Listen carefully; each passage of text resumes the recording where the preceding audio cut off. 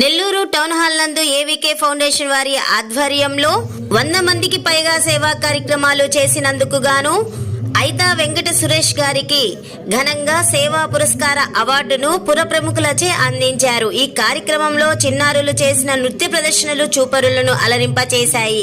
ఈ కార్యక్రమంలో ముఖ్య అతిథులుగా నెల్లూరు జిల్లా chemist and druggist association president Preruri Pradeep గారు, కూచిపూడి నృత్య గురువు డేగల సాంబశివరావు గారు, పుర ప్రముఖులు తదితరులు పాల్గొన్నారు.